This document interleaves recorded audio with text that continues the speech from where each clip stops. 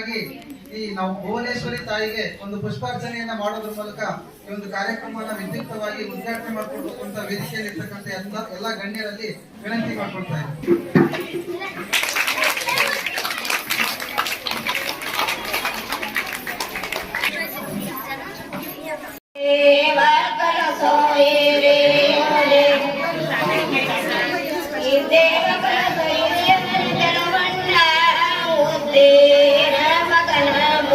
ಅಷ್ಟನ್ನು ನಾವು ಇಂಗ್ಲಿಷ್ ಅನ್ನ ಮತ್ತೆ ಏನ್ ಕಲಿಸ್ಬೇಕು ಅಷ್ಟನ್ನ ನಾವು ಸರ್ಕಾರಿ ಶಾಲೆಗೆ ಕಲಿಸ್ತಾ ಇದೀವಿ. ಪೋಷಕರು ಇದನ್ನ ಗಮನಿಸಬೇಕು, ತಿಳ್ಕೋಬೇಕು. ಸರ್ಕಾರಿ ಶಾಲೆಗಳಲ್ಲೂ ಗುಣಮಟ್ಟದ ಶಿಕ್ಷಣ ದೊರೀತಿದೆ. ಹಾಗಾಗಿ ನೀವು ಕನ್ನಡ ಶಾಲೆಗಳಿಗೆ ನಮ್ಮ ಮಕ್ಕಳನ್ನ ಸೇರಿಸಬೇಕು. ಮುಂದಿನ ದಿನಗಳಲ್ಲಿ ನಮ್ಮ ಶಾಲೆಗಳು ಚೆನ್ನಾಗಿ ಬೆಳಿಬೇಕು. ಆ ನಿಟ್ಟಿನಲ್ಲಿ ಇವತ್ತೇನ್ ಮಕ್ಕಳು ಬಂದಿದ್ದೀರಾ, ಬೇರೆ ಬೇರೆ ಶಾಲೆಗಳಿಂದ ಬಂದಿದ್ದೀರಾ, ಇಲ್ಲಿ ಉತ್ತಮವಾಗಿ ಎಲ್ಲರಿಗೂ ಬಹುಮಾನ ಬರಲ್ಲ.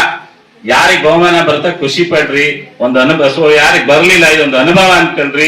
ನೀವು ಎಲ್ಲಾ ಮಕ್ಳು ನೋಡ್ತೀರಾ, ಅವ್ರು ಆ ಶಾಲೆ ಮಕ್ಳು ಯಾವ ರೀತಿ ನಿಮ್ಗೆ ಕಾಣ್ತಾರೆ, ಅವ್ರು ಯಾವ ರೀತಿ ಪ್ರತಿಭೆಯಲ್ಲಿ ಹೊರ ಹಾಕ್ತಾರೆ ಅದನ್ನೆಲ್ಲ ನೋಡ್ಕೊಳ್ಳಿ. ನೀವು ಸಹ ಮುಂದಿನ ಸಲ ಚೆನ್ನಾಗಿ ಮಾಡ್ಲಿಕ್ಕೆ ಸಾಧ್ಯ ಆಗ್ತದೆ. ಆ ನಿಟ್ಟಿನಲ್ಲಿ ತೀರ್ಪುಗಾರರಿಗೆ ಹೇಳಿದಷ್ಟೇ, ಎಲ್ಲಾ ಮಕ್ಕಳು ನಮ್ಮವರೇ, ಯಾವುದೂ ಸಹ ದೂರುಗಳು ನಮ್ಗೆ ಬರಬಾರ್ದು. ಆ ನಿಟ್ಟಿನಲ್ಲಿ ಪ್ರತಿಭಾ ಕಾರಂಜಿ ಯಶಸ್ವಿಯಾಗಿ ಇವತ್ತು ನಡೀಲಿ. ಎಲ್ಲಾ ಮಕ್ಕಳಿಗೂ ಶುಭಾಶಯಗಳನ್ನ ಹೇಳಿ ಎಲ್ಲರಿಗೂ ನಾನು ಒಂದು ಅಭಿನಂದನೆಗಳು ಹೇಳಿ. ಯಾಕೆಂದ್ರೆ ಈ ಒಂದು ಕಾರ್ಯಕ್ರಮ ತುಂಬಾ ಚೆನ್ನಾಗಿ ಮಾಡಿದ್ದಾರೆ. ವಿಶೇಷವಾಗಿ ನಮ್ಮ SDMC ಅಧ್ಯಕ್ಷರು ಎಲ್ಲ ವ್ಯವಸ್ಥಿತವಾಗಿ ಮಾಡಿದ್ದಾರೆ. ಮತ್ತೆ ಕೆಲವು ಮಕ್ಕಳಿಗೆ ಬಹುಮಾನ ವಿತರಣೆ ಮಾಡ್ತಾ ಇದ್ದಾರೆ, ಕ್ರೀಡಾಪಟುಗಳಿಗೆ. ಮತ್ತೆ ನಮ್ಮ ಅಜ್ಜಿ ಇದ್ದಾರೆ, ಅವ್ರ ಶೋಭಾನೆ ನಿಮ್ಗೆ ಗೊತ್ತಿಲ್ಲ ಮಕ್ಕಳ. ಹಿಂದಿನ ಕಾಲದಲ್ಲಿ 8 ದಿನ 7 ದಿನ ಮದುವೆ ನಡೀತಾ ಇತ್ತಂತೆ. 7 ದಿನನೂ ಶೋಭಾನೆ ಪದಗಳನ್ನ ಅವ್ರು ಹೇಳ್ತಾ ಇದ್ರು. ಆ 7 ದಿನ ಅಷ್ಟು ಚಂದ ಮದ್ವೆ ಆಗ್ತದೆ. ಈಗೆಲ್ಲ ಮದ್ವೆಗಳು ನೀವು ನೋಡಿದೀರಾ, ವಿತಿನ್ 5 ನಿಮಿಷಕ್ಕೆ ಮುಗ್ದೋಗುತ್ತೆ. ಊಟ ಮಾಡಿ ನೀವು ಹೊರ ಬಂದ್ರೆ ಮದುವೆ ಮುಗ್ದೋಗುತ್ತೆ. ಸೊ ಅದು ಒಂದು ನಮ್ಮ ಕಲೆ, ನಮ್ಮ ಗ್ರಾಮೀಣ ಒಂದು ಕಲೆ.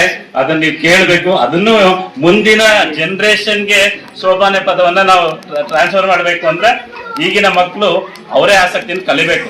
ಆದ್ರಿಂದ ಅವ್ರಿಗೂ ಇಲಾಖೆ ಪರವಾಗಿ ಧನ್ಯವಾದಗಳು ಹೇಳಿ ಈ ಕಾರ್ಯಕ್ರಮ ಯಶಸ್ವಿಯಾಗಲಿ ಅಂತ ಆಶಿಸಿ 2 ಮಾತನ್ನ ಮುಗಿಸ್ತಾ ಇದ್ದೀನಿ.